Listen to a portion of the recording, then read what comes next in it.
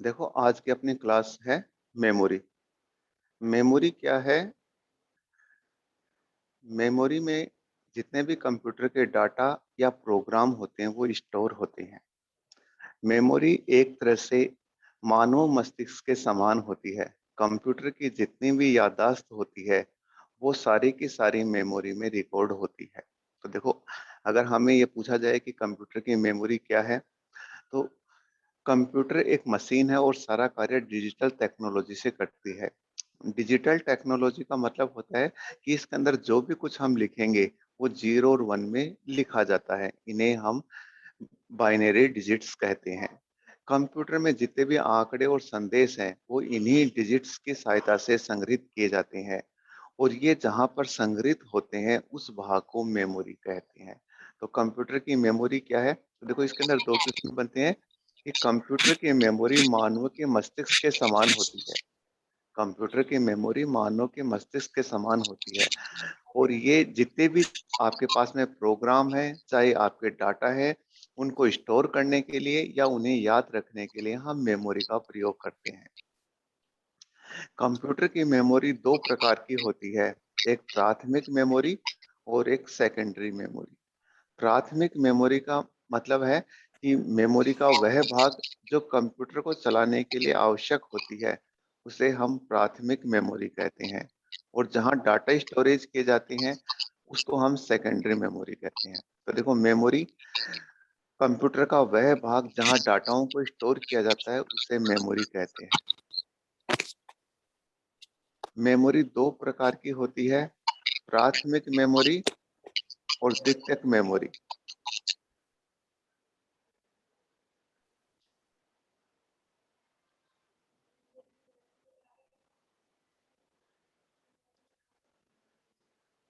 ठीक है, नेक्स्ट। देखो, ये आपके पास में एक मेमोरी का डायग्राम बनता है कि जो आपकी मेमोरी होती है, तो जहां डाटा संग्रहित किए जाते हैं उसको मेमोरी बोलते हैं। मेमोरी को हम दो भागों में बांटते हैं, प्राइमरी मेमोरी और सेकेंडरी मेमोरी। प्राथमिक मेमोरी को फिर हम तीन भागों में बांटते हैं,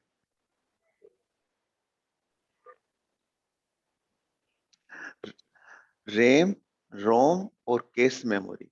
मेमोरी दो प्रकार की होती है, प्राथमिक मेमोरी और सेकेंडरी मेमोरी। प्राथमिक मेमोरी को फिर हम दो भागों में बांटते हैं, तीन भागों में बांटते हैं प्राथमिक मेमोरी को, रैम, रोम और कैश मेमोरी।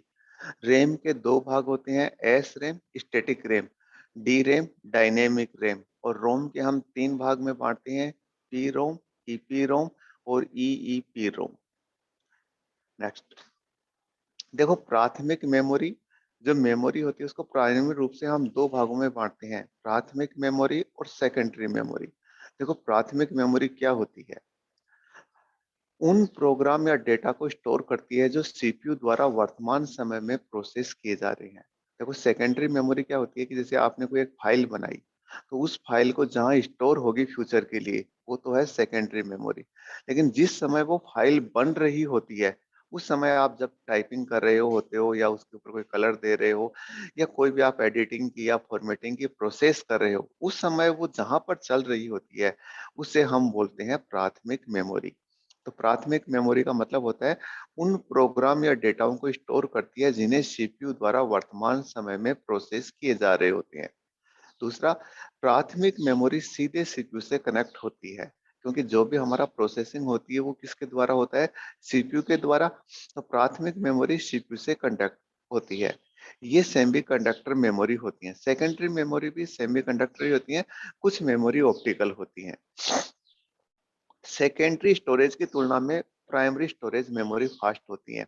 अगर एग्जाम में अपने को इस तरह से पूछेंगे कौन सी मेमोरी फास्ट होती है, तो प्राइमरी मेमोरी फास्ट होती है।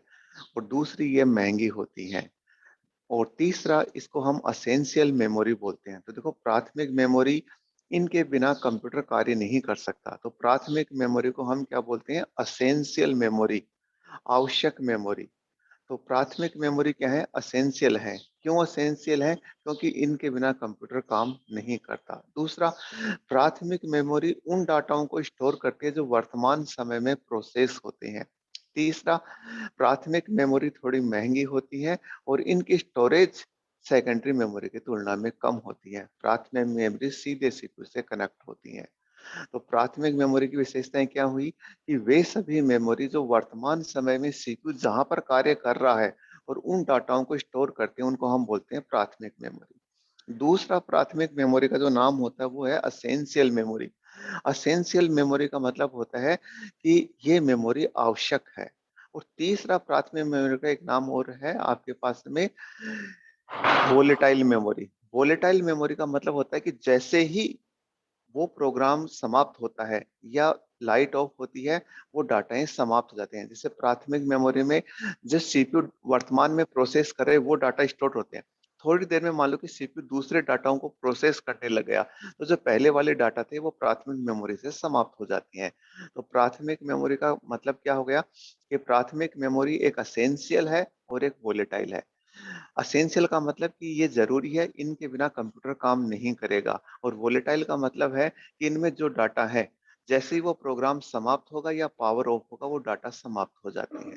नेक्स्ट, प्राथमिक मेमोरी को देखो, हमने तीन भागों में इसको वर्गीकृत किया था। पहला रैम, दूसरा रोम और तीसरा कैश मेमोरी। देखो पहला था रैम। रैम का क्या मतलब होता है? एग्जाम में एक तो रैम की फुल फॉर्म होते हैं। रैम की फुल फॉर्म होते हैं रैंडम एक्सेस मेमोरी। रैंडम का मतलब होता है कि जैसे मान लो कि आपकी एक मेमोरी है, उसके अंदर 20 पेज स्टोर हैं क्रम से 1 2 3 4। रैंडम का मतलब होता है कि हम किसी भी पेज को, दूसरे, पांचवें, छठवें, पहले किसी भी पेज को हम किसी भी समय एक्सेस कर सकते हैं। इसका मतलब होता है रैंडम एक्सेस मेमोरी। पहले क्या था कि सीक्वेंशियल मेमोरी होती थी। सीक्वेंशियल मेमोरी में क्या होता है कि कोई भी आपका पेज होता है, जैसे मान लो कि हमने 20 पेज स्टोर कर रखे हैं, तो पहले हमें पहला पेज एक्सेस करना पड़ता था, उसके बाद में दूसरा पेज, उसके बाद में तीसरा पेज। पहले जैसे अपना ऑडियो कैसेट आती थी, वो सीक्वेंशियल मेमोरी में आती थी। उनमें पहले पहला गाना सुनोगे, फिर दूसरा निकलोगे। यदि आपको नहीं सुनना तो आप फॉरवर्ड करके उसको आगे निकालोगे। और अब जितने भी मेमोरी आ रही है वो आ रही है रैंडम। रैंडम का मतलब किसी भी पेज को या किसी भी डाटा को किसी भी समय एक्सेस किया जा सकता है।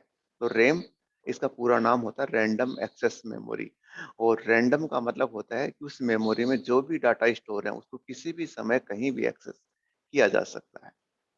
जब आप कंप्यूटर में कोई सॉफ्टवेयर या फाइल खोलते हैं, तो वह सबसे पहले रैम में लोड होती है, जिसके बाद सीपीयू द्वारा उन्हें प्रोसेस किया जाता है। आसान भाषा में, आप जो भी कंप्यूटर पर काम कर रहे हैं वो कहीं न कहीं रैम में चल रहा है। उदाहरण के लिए मान लो कि हमें एक मूवी देखनी है और वो आपके हमने नेट से या डाउनलोड किया, तो सबसे पहले वो कहाँ आएगी? आपके पास में रैम में आएगी। फिर वो आपके पास में सीपीयू द्वारा प्रोसेस होके मॉनिटर पे आएगी, जहाँ आप उसे देखेंगे। जब आप स्टोर करोगे तो वो सेकेंडरी डिवाइस में स्टोर हो जाएगी।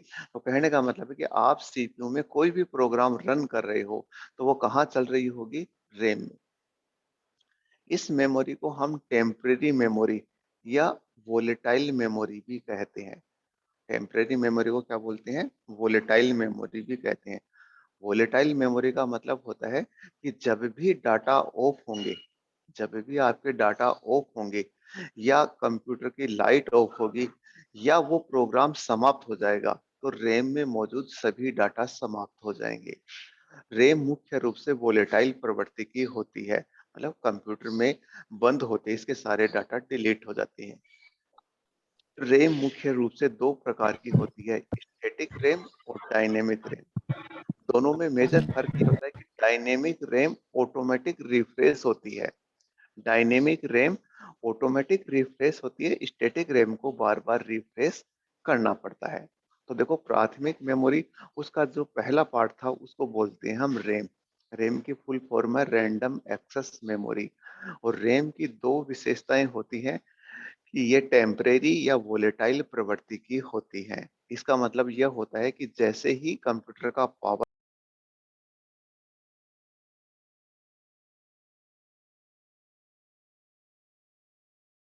उसके अंदर मौजूद डाटा ऑटोमेटिक समाप्त हो जाएंगे।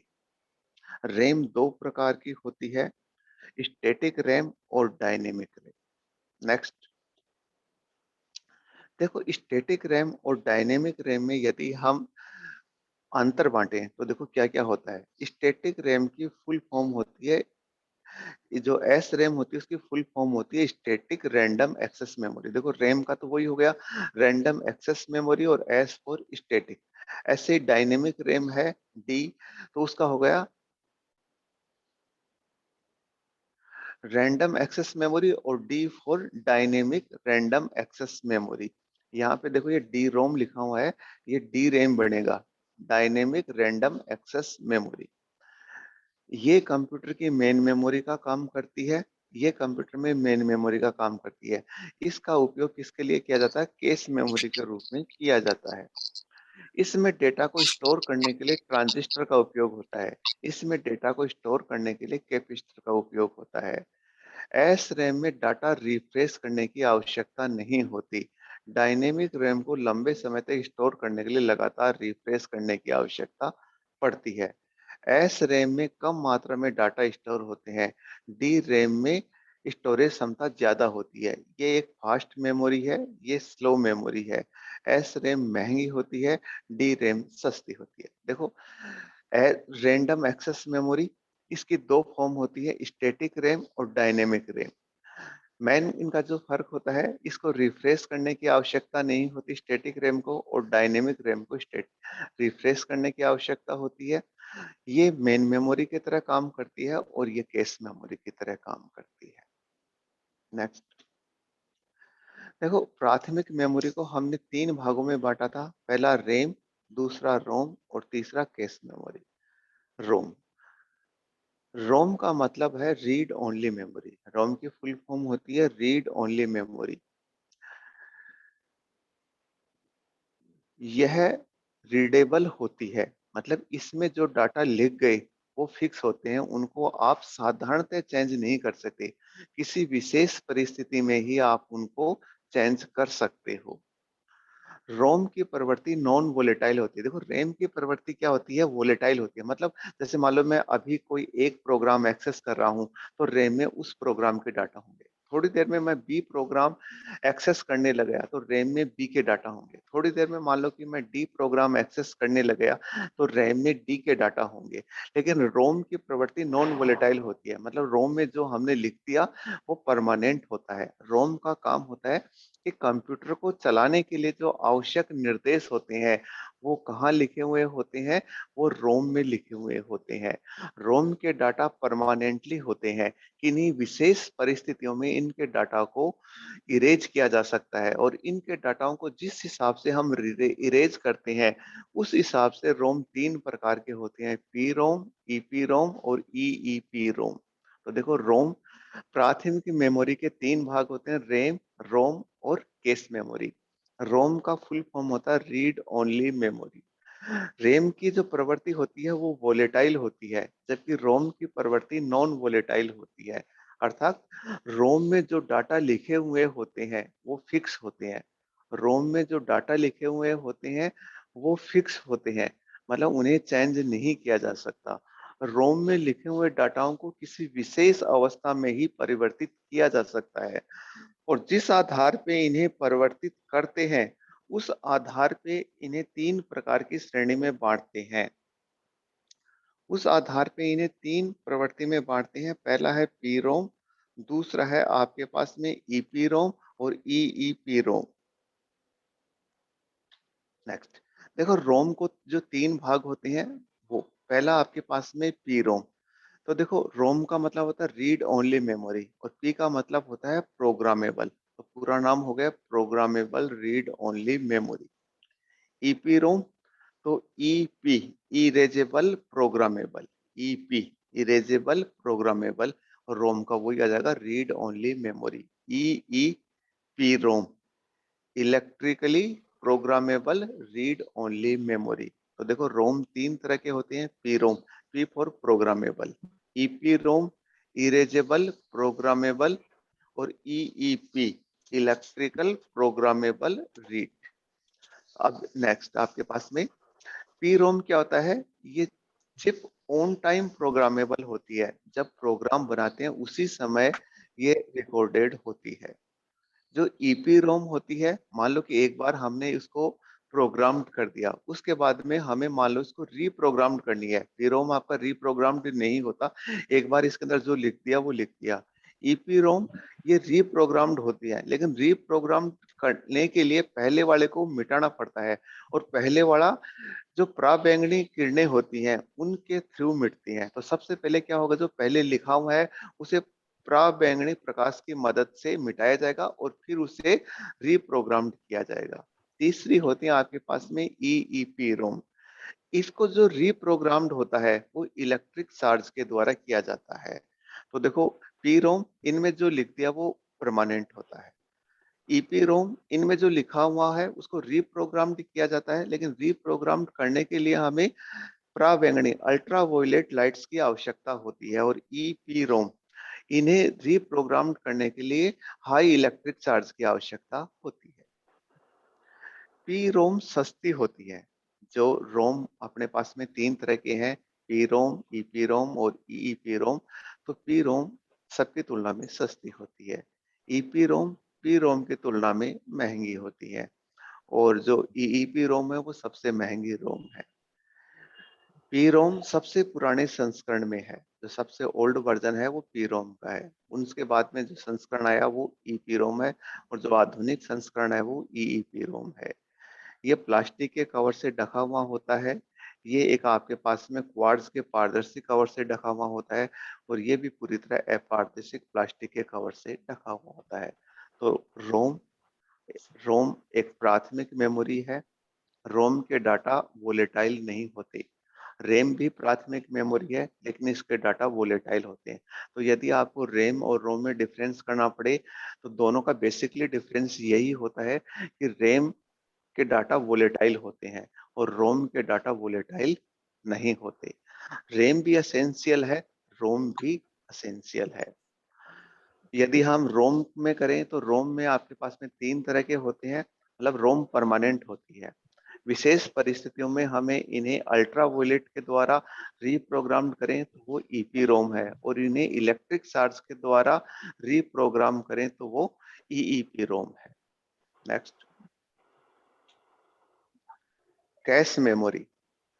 देखो, क्या होता है कि प्राथमिक मेमोरी के हम तीन भागों में आती हैं, रैम, रोम और कैश मेमोरी। देखो क्या होता है कि रैम फास्ट होती है, सीपीयू धीरे धीरे प्रोसेस करता है। अब मान लो कि हमने कीबोर्ड से कोई डाटा दिए, तो प्रोसेस करने के लिए मान लो कि हमने 5 कमांड दे दी।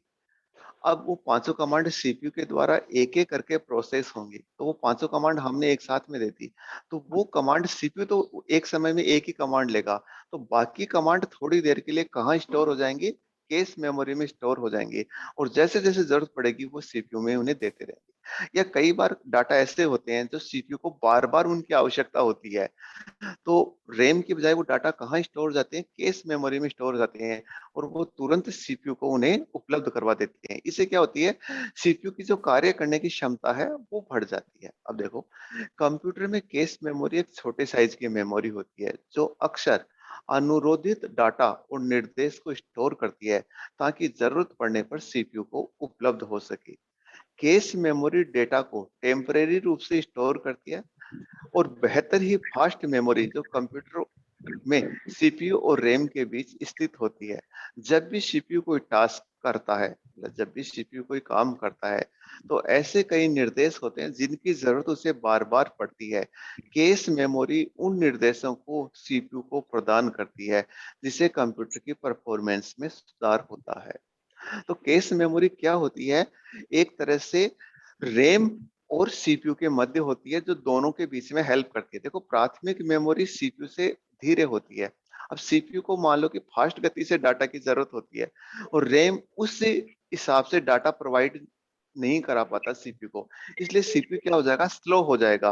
रैम क्या करती है, प्राथमिक मेमोरी से उन डाटाओं को एक बार अपने में स्टोर कर लेती है, और जैसे ही सीपीयू को जरूरत होती है तुरंत उन्हें वहां तक पहुंचा देती है, जिससे सीपीयू की गति फास्ट हो जाती है।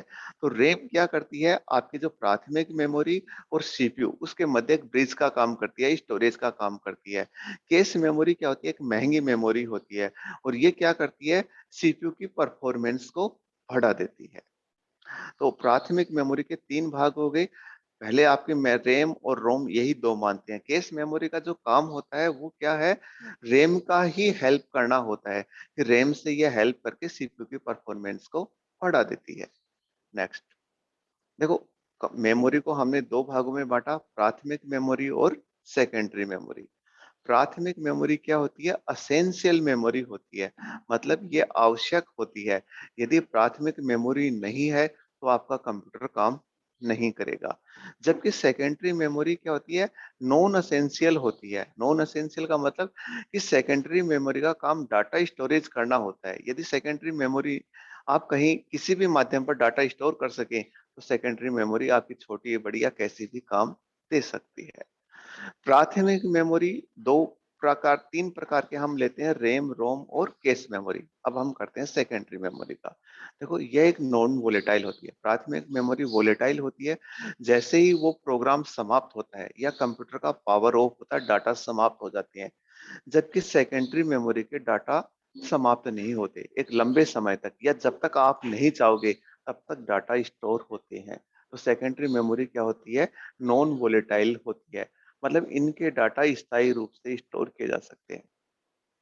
देखो, सेकेंडरी मेमोरी की जो क्षमता होती है वो बहुत ज्यादा होती है। एक लाइब्रेरी होती है, अपने जैसे कि स्कूल या कॉलेज की लाइब्रेरी थी, वैसे ही हजारों की संख्या में लाइब्रेरी या उससे भी ज्यादा संख्या में हम डाटा स्टोर कर सकते हैं।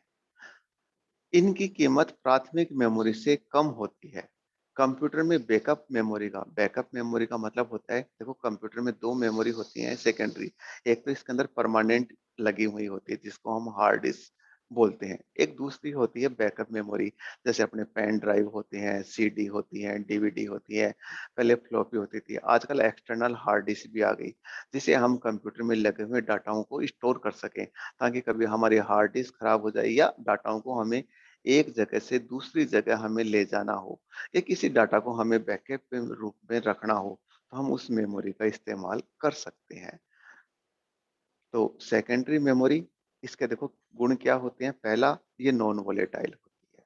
दूसरा, इसकी जो क्षमता होती है वो बहुत ज्यादा होती है और इन्हें बैकअप के रूप में इस्तेमाल किया जा सकता है। नेक्स्ट देखो, सेकेंडरी मेमोरी को हम चार भागों में वर्गीकृत करते हैं, magnetic tape, magnetic disk, optical disk और फ्लैश मेमोरी। देखो, मैग्नेटिक जो टेप होती है उसका इस समय प्रयोग नहीं होता। पहले जब हम ऑडियो टेप सुनते थे तो उसमें जो आपके पास में ऑडियो कैसेट आती थी, वो उनमें ऊपर टेप होती थी मैग्नेट की, ब्राउन से रंग की। तो वो जो स्टोरेज थी उसको हम बोलते थे मैग्नेटिक टेप। मैग्नेटिक टेप में क्या थी, एक प्रॉब्लम होती थी कि डाटाओं को कब स्टोर किया जाता था, एक सीक्वेंशियल में, एक पहले पहला दूसरा। अब जैसे मान लो कि एक कैसेट में 50 गाने हैं, तो आपको 50वें नंबर का गाना सुनना, तो आपको 50वें नंबर तक जाना होगा। इसलिए इस समय मैग्नेटिक टेप का इस्तेमाल नहीं करते। मैग्नेटिक टेप क्या है, एक सीक्वेंशियल मेमोरी है। मैग्नेटिक टेप क्या है, एक सीक्वेंशियल मेमोरी है। बाकी सारी जो मेमोरी होती है वो होती है रैंडम। रैंडम का मतलब होता है कि मेमोरी में जो डाटा स्टोरेज है, मान लो 100 डाटा स्टोर है, तो किसी भी डाटा को आप किसी भी समय एक्सेस कर सकते हैं। जबकि सीक्वेंशियल का मतलब होता है कि एक के बाद एक क्रम में ही हम डाटाओं को एक्सेस कर सकते हैं। तो जो पहली मेमोरी थी वो थी मैग्नेटिक टेप। इलेक्ट्रॉनिक डेटा को स्टोर करने के लिए मैग्नेटिक टेप सबसे पुरानी स्टोरेज डिवाइस में से एक है। हालांकि कंप्यूटर में इसका उपयोग बहुत समय पहले बंद हो गया। क्यों हो गया? क्योंकि एक सेक्वेंशियल मेमोरी थी, इसमें डेटा को क्रम में ही एक्सेस किया जा सकता है। मैग्नेटिक टेप के बाद में जो नेक्स्ट हम स्टोरेज करते हैं वो है मैग्नेटिक डिस्क ड्राइव, जिसको हम हार्ड डिस्क भी बोलते हैं। कंप्यूटर में जो दूसरी स्टोरेज डिवाइस होती है वो होती है मैग्नेटिक डिस्क। मैग्नेटिक डिस्क इसको क्यों बोलते हैं? क्योंकि इसका जो मेजर पार्ट होता है वो मैग्नेट से बना हुआ होता है। मैग्नेटिक डिस्क को कंप्यूटर में मुख्य सेकेंडरी मेमोरी के रूप में प्रयोग किया जाता है। इसमें मेटल से बनी एक गोल प्लेट होती है जिस पर चुंबकीय पदार्थ की परत चढ़ी हुई होती है। इन्हीं डिस्क प्लेट की सतह पर जानकारी स्टोर की जाती है।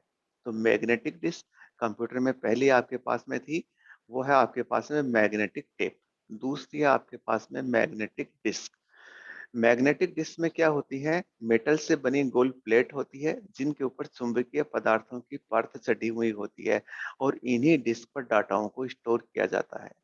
मैग्नेटिक डिस्क पर लिखने के लिए एक रीड और राइट हेड होता है।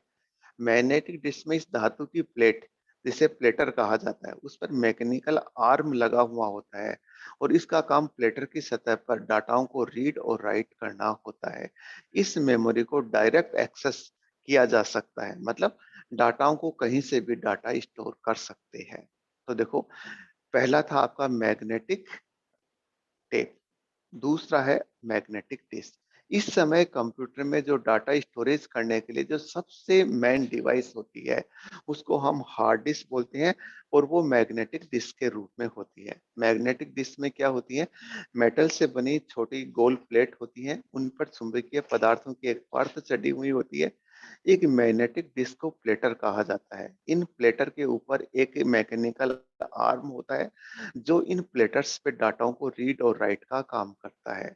ये सारी की सारी प्लेट्स एक लोहे के बॉक्स में बंद होती है और इस कॉम्पैक्ट डिस्क को हार्ड डिस्क कहा जाता है। Hard disk direct access method पर काम करती है, मतलब डाटाओं को कहीं से भी एक्सेस किया जा सकता है। अब जो हमारे मैग्नेटिक डिस्क होते हैं, वो दो तीन प्रकार के होते हैं। देखो, पहला आपके पास में है हार्ड डिस्क, सभी कंप्यूटरों में ये लगी हुई होती है। दूसरा है आपके पास में फ्लॉपी डिस्क। फ्लॉपी डिस्क इस समय कम इस्तेमाल करते हैं, पुराने समय में इनको सबसे ज्यादा इस्तेमाल करते थे। पुराने समय में इनको हम सबसे ज्यादा इस्तेमाल करते थे। इनके अंदर क्या होता है कि एक 1.44 MB की डिस्क होती थी, जो 3.5 इंच की होती थी और इनके अंदर 1.44 MB डाटाओं को स्टोर किया जा सकता था। नेक्स्ट है आपके पास में ऑप्टिकल डिस्क। देखो, जितनी भी आपकी सीडी और डीवीडी है, वो किस फॉर्म में आती है आपके पास में, जो आपकी ये सीडी और डीवीडी आती है, वो आपकी ऑप्टिकल डिस्क की फॉर्म में आती है।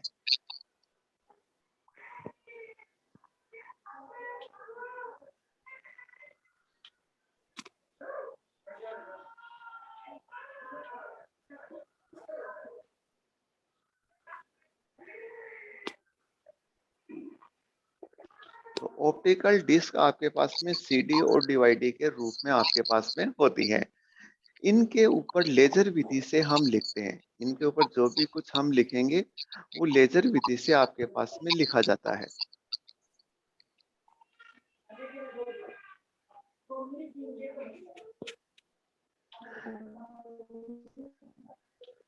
ऑप्टिकल डिस्क एक स्टोरेज माध्यम है जिसका उपयोग हम कंप्यूटर में अतिरिक्त सेकेंडरी मेमोरी के रूप में काम करते हैं। डिस्क का उपयोग आमतौर पर म्यूजिक, वीडियो और सॉफ्टवेयर प्रोग्राम को स्टोर करने के लिए किया जाता है। डिजिटल डेटा रिकॉर्ड को पुनः प्राप्त करने के लिए किसका इस्तेमाल करते हैं, हम लेजर बीम का इस्तेमाल करते हैं। डीवीडी या ऑप्टिकल डिस्क दो दो तरह की होती है आपके पास में। एक आपके पास में होती है सीडी। सीडी का पूरा नाम होता है कॉम्पैक्ट डिस्क और इनकी जो कैपेसिटी होती है वो होती है 700 MB। और दूसरी होती है आपके पास में डीवीडी। डीवीडी की जो स्टोरेज कैपेसिटी होती है वो होती है आपके पास में 4.7 से 8.5 GB तक होती है। एक इसके अंदर होती है ब्लू रे डिस्क। इसके अंदर होती है ब्लू रे डिस्क। ब्लू रे डिस्क में क्या होता है, डाटाओं की जो स्टोरेज करने की कैपेसिटी होती है वो लगभग लगभग 25 GB होती है। नेक्स्ट होता है आपके पास में फ्लैश मेमोरी। फ्लैश मेमोरी का जो कार्य होता है, जब अपने पास में पेन ड्राइव है, मेमोरी कार्ड है, इन सबको, या एसएसडी हार्ड डिस्क होती है, उसको हम बोलते हैं फ्लैश मेमोरी। तो देखो, एक बार आपने सेकेंडरी मेमोरी का दोबारा एक बार देखते हैं। देखो, सेकेंडरी मेमोरी आपके पास में होती है, वो तीन तरह के आपके पास में होती है। सेकेंडरी मेमोरी देखो क्या होती है, नॉन वोलेटाइल मेमोरी होती है। इनमें डाटाओं को हम परमानेंट स्टोर कर सकते हैं और इसके बाद में इनकी कीमत तो थोड़ी ज्यादा होती है। नेक्स्ट आपके पास में ये चार प्रकार की होती है। मैग्नेटिक टेप, इनका इस समय यूज नहीं होता। मैग्नेटिक डिस्क, इनका प्रयोग हार्ड डिस्क के रूप में किया जाता है। ऑप्टिकल डिस्क, ये सीडी, डीवीडी और ब्लू रे डिस्क के रूप में होती है। फ्लैश मेमोरी, जितने भी आपके पास में पेन ड्राइव है या आपके पास में एसएसडी है या मेमोरी कार्ड है, ये आपके पास में होते हैं फ्लैश मेमोरी। नेक्स्ट हम करते हैं, देखो प्राथमिक मेमोरी और सेकेंडरी मेमोरी के आपके पास में काम क्या क्या है। प्राथमिक मेमोरी और जो सेकेंडरी मेमोरी है उनके काम आपके पास में है। देखो पहला है प्राथमिक मेमोरी, ये स्थाई और अस्थाई दोनों होती है। स्थाई में आती है आपके पास में रोम और अस्थाई में आती है रैम। और जो सेकेंडरी मेमोरी है वो होती है स्थाई मेमोरी।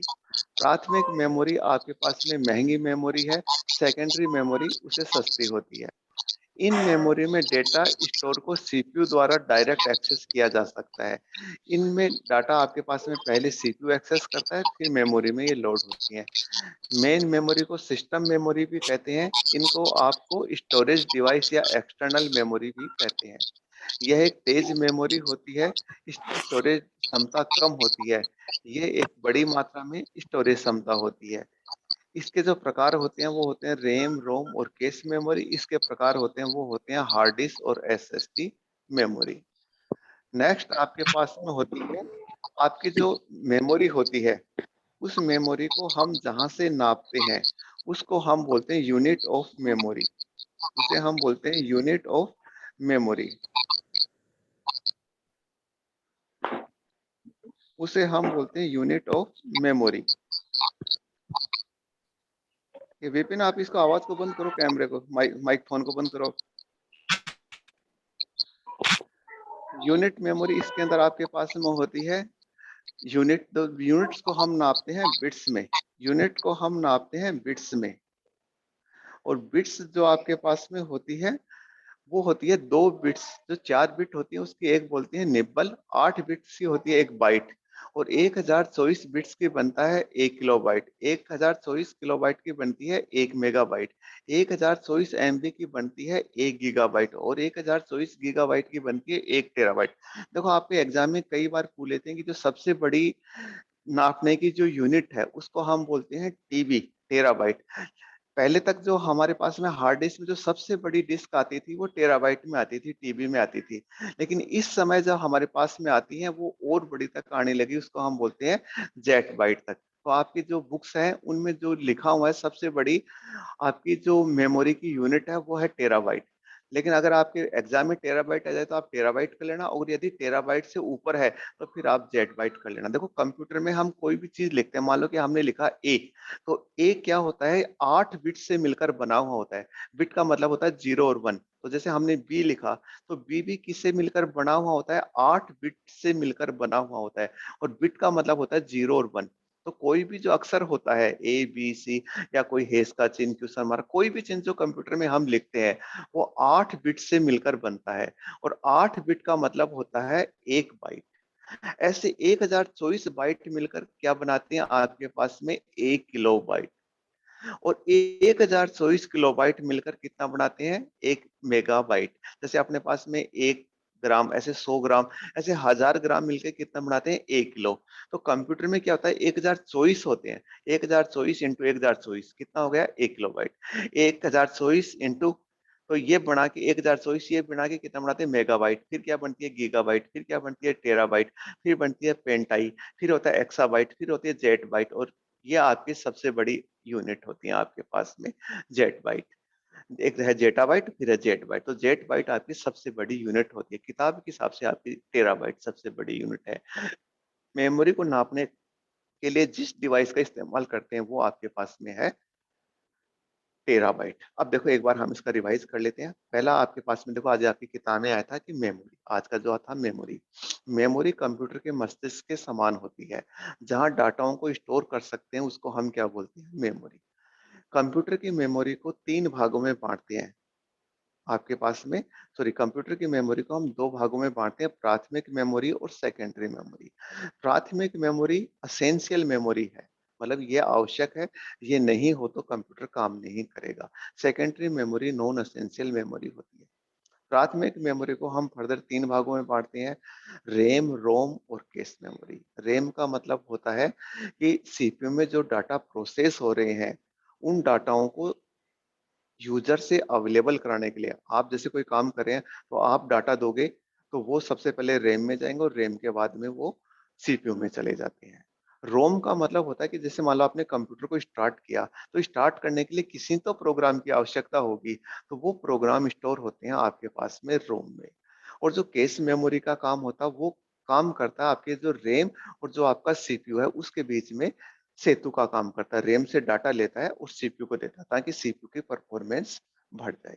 उसके बाद में आते हैं हम सेकेंडरी मेमोरी में। Secondary memory non essential memory है, ये नॉन वोलेटाइल मेमोरी है या ये परमानेंट मेमोरी है।